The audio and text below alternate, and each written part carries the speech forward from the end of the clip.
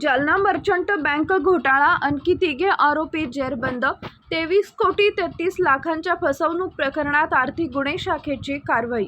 अटकेतील आरोपींना 6 दिवसांची पोलीस कोठडी. जालना शहरातील जालना मर्चंट कोऑपरेटिव्ह बँकेतील 23 कोटी 33 लाख रुपयांच्या फसवणूक प्रकरणात आर्थिक गुन्हे शाखेनं आणखी 3 आरोपींना अटक केली आहे. रामेश्वर जाधव, ज्ञानेश्वर जाधव, दोघेही भोकरदन आणि सुधाकर ठोंबरे राहणार जालना अशी अटक करण्यात आलेल्यांची नावं आहेत.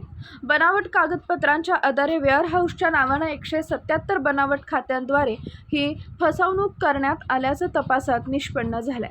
या प्रकरणी चंदनजिरा पोलीस ठाण्यात विविध कलमान्वये गुन्हा दाखल असून यापूर्वी मुख्य सूत्रधार रायचंद कुरंगळ व निलेश्वर भोसले यांना अटक करण्यात आली आहे. तपासादरम्यान अटकेतील आरोपी व साक्षीदारांच्या चौकशीतून एजंटमार्फत बनावट कागदपत्र तयार करून खातेदारांना पैशाचं आमिष दाखवण्यात आल्याचं समोर आलंय. त्यानुसार फरार आरोपींचा शोध घेऊन तांत्रिक विश्लेषणाच्या मदतीनं त्यांना अटक करण्यात आली आहे. न्यायालयानं तीनही आरोपींना 6 दिवसांची पोलीस कोठडी सुनावली असून पुढील तपास सुरू आहे. ही कारवाई पोलीस अधीक्षक अजयकुमार बन्सल यांच्या मार्गदर्शनाखाली आर्थिक गुन्हे शाखेनं केली आहे. सर, बँक घोटाळा प्रकरणी आपण काल 3 आरोपी अटक केलेले आहेत. या तिघांचीही नावं काय आहे आणि यांचा रोल काय आहे या प्रकरणामध्ये? जालना मर्चंट बँकेचा जो घोटाळा समोर आला आहे त्यामध्ये साधारण 23 कोटी 33 लाख रुपयाची पंचमुखी वेअरहाऊसच्या माध्यमातून फसवणूक केल्याबाबत चंदनजिरा पोलीस स्टेशन येथे गुन्हा दाखल करण्यात आला. सदर गुन्ह्याचा तपास सध्या आर्थिक गुन्हे शाखेच्या माध्यमातून सुरू आहे. सदर गुन्ह्याचा मुख्य सूत्रधार रायचंद कुरंगळ आणि त्याचा सहकारी निलेश्वर भोसले यांना यापूर्वी अटक करून मान्य न्यायालयाकडून त्यांचा PCR घेण्यात आलेला होता. सदर PCR दरम्यान आरोपींचे इतर 3 सहकारी निष्पन्न झाल्यानंतर त्यांनाही काल रोजी अटक करून मान्य न्यायालयाकडून त्यांचा 6 दिवस पोलीस कस्टडी रिमांड घेण्यात आलेले.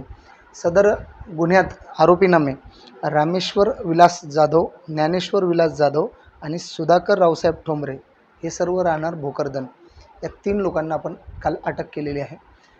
ह्यांचा रोल सदर गुन्ह्यात असा होता, जे 177 बनावट खातेधारक त्या ठिकाणी बँकेला पुरवून त्यांच्या माध्यमातून जे 23 कोटी 33 लाख रुपयाचं कर्ज घेण्यात आलेलं आहे. हे कर्ज घेण्यामध्ये या लोकांनी गरीब अल्पभूधारक शेतकरी, शेती नसलेले किंवा वेगवेगळे जे मजुरीवर काम करणारे लोक आहे या लोकांना हेरून त्यांच्या माध्यमातून त्यांना काही ठराविक पैशाचा आमिष दाखवून त्यांच्या माध्यमातून कागदपत्र बँकेला देऊन त्यांच्या नावे 25 लाख ते त्या प्रमाणामध्ये कर्ज घेतलेलं असल्याचं एकंदरीत प्राथमिक चौकशीत निष्पन्न झालेलं आहे. चौकशी दरम्यान बऱ्याच गोष्टी त्या सदर आरोपींच्या याच्यात निष्पन्न झालेल्या आहे. सध्या आरोपी हे पोलीस कस्टडीमध्ये आहे आणि सदर गुन्ह्याचा तपास सुरू आहे.